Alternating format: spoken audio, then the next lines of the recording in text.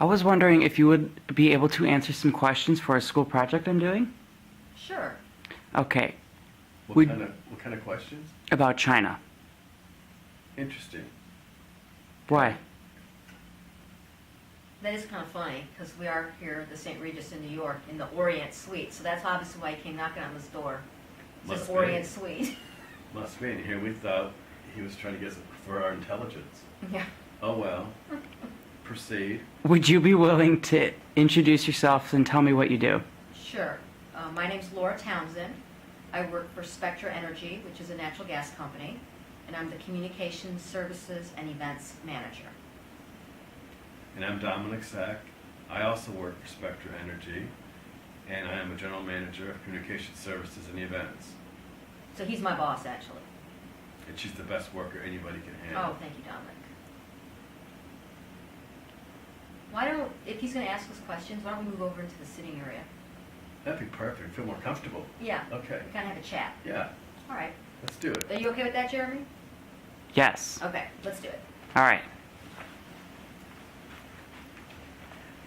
Do you think China will surpass the United States economically? Yes, I do. How about you, Dom? I think so. I think they may have already.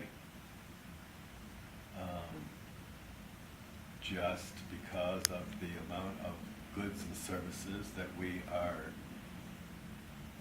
shipping offshore, that we're outsourcing, if you will. Offshoring. Yeah. Offshoring the labor and importing goods. And I don't think our trade is in balance. I think we're importing a lot more than we're exporting, especially to China. And the goods are not of the quality that we are used to here in the United States, which is a problem, I feel. Definitely. But when they have, their wages are so much less and they have the population to mass produce these articles and products, and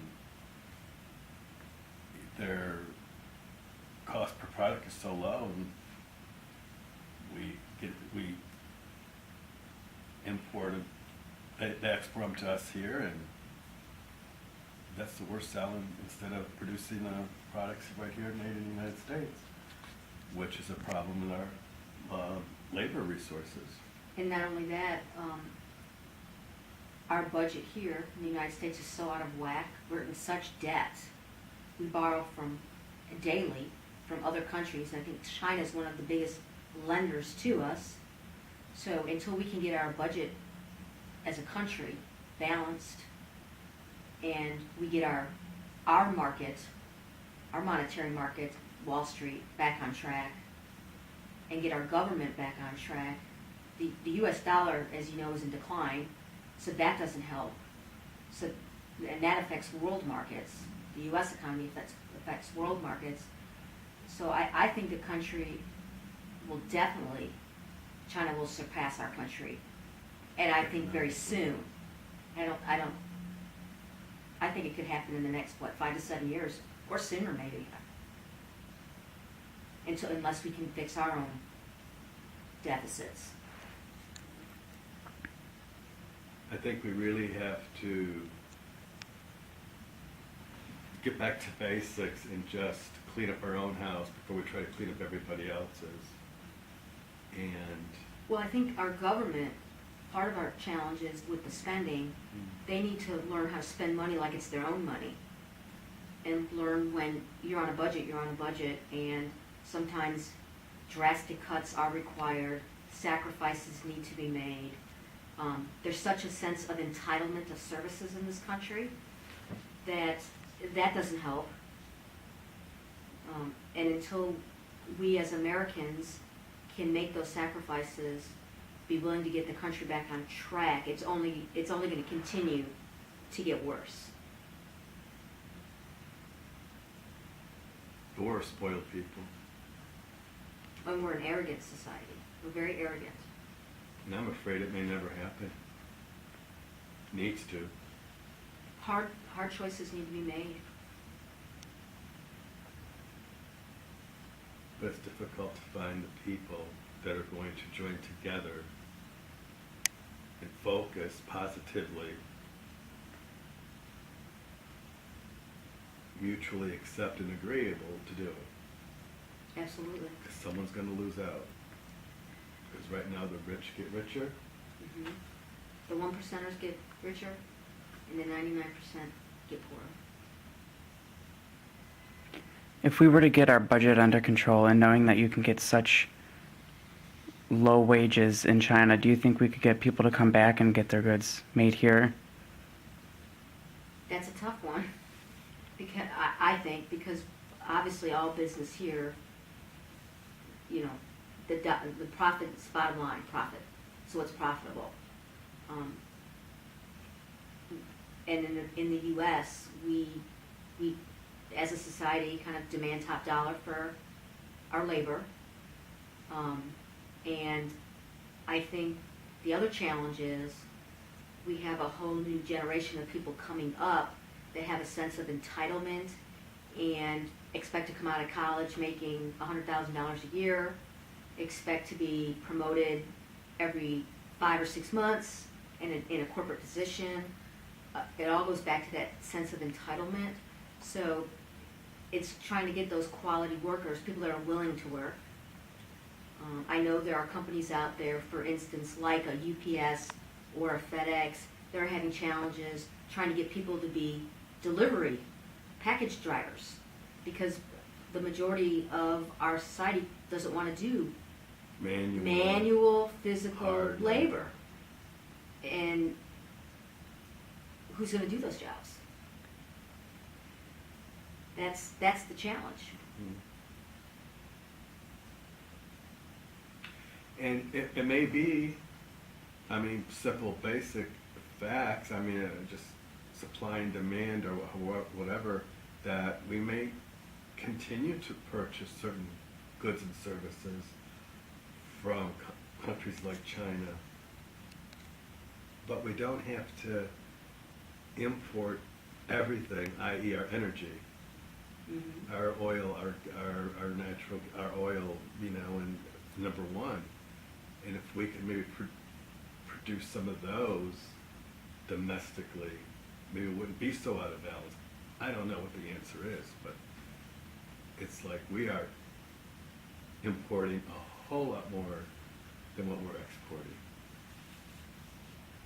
Yeah, and I think the really sad part about that, not only is it's taking away jobs from the United States because we're offshoring those jobs, but the really sad thing is I think we as a country are taking advantage of the poor human rights situation that is in China, because they have such poor wages, they don't have the best working conditions, they really don't have child labor laws. So we are, as a society, I think at times are taking advantage of that, and morally and ethically, is that correct?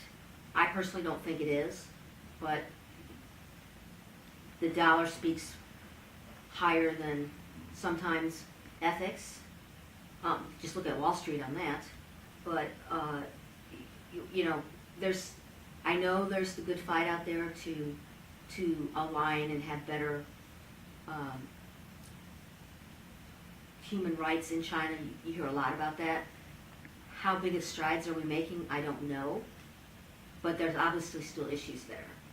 And if, you know, there's supposedly companies out there that say they don't work with companies in China that have poor labor laws and take advantage of human rights. But there are also a lot out there that still do, because they're making a huge profit. So until we as a society can convince China to do otherwise, and we can convince companies here in the U.S. not to purchase products from companies that don't have good human rights practices, it's still going to happen. It's still going to continue. And the bottom line is, you're going to get the product the cheapest you can, so you can sell it for a higher profit over here. And the thing is, we're not going to be able to tell them. We're never going to change their way of thinking or change their labor laws. We have to just stop purchasing those products and making them domestically. But we are not in an economical position to do that No, because of our whole monetary situation. It is a snowballing effect. absolutely. And we're taking advantage of the situation of 3 cents an hour or 3 cents a week paycheck. And we're focused on that more so than we're focusing on other things that would bring our country back to where it should be as far as a balanced budget or whatever else. Well, how about plain old job creation? Yeah. We're really struggling to create jobs in this country.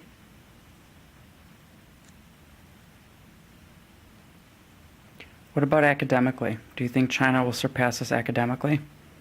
I think in science and math, they're known for their science research and math and Yeah, and you say will. I'd like to challenge you on that. I think they have. Just looking at locally in our neighborhood schools, if you look at the demographic breakdown of your top 5, top 3, top 10 percentile of students in high school going into college, there's a high percentage of Asian students because their discipline, that's the right word, is so focused on learning and education. yeah, it's part of their It culture. is their culture. Do you think we aren't disciplined and focused? No, no. No, because like Laura said earlier, we have a sense of entitlement and we just, no. That is not, I don't think, number one priority in the United States as it is, as much as it is in China. Mhm. I mean, even like in sports and whatever else, I mean, your Russians were always Mhm. the stronger. I mean, everybody has their thing. And I think in China, it's been education. What's ours? Ooh, that's a good Yeah, one. that's a good one. But what is ours? Well, we always looked on as the superpower. The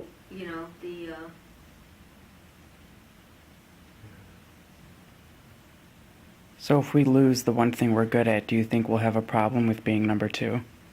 oh yeah, I think so. We're such an arrogant society. I think we're a very arrogant society. I think that, yeah, I think there would be a problem. What we do about it, I'm not sure. But that's an interesting question. But I definitely think we'd have a problem with it. And we should be afraid, right? And we should be worried about it right now. And we should be trying to remediate or remedy the situations that are endangering, that from happening. But there's no easy question. There's no easy answer. But, oh yeah, we have a problem. Laura says we are an arrogant society. I may say we are a proud society. We are a society of entitlement. And some of the foreign countries, they're happy to get,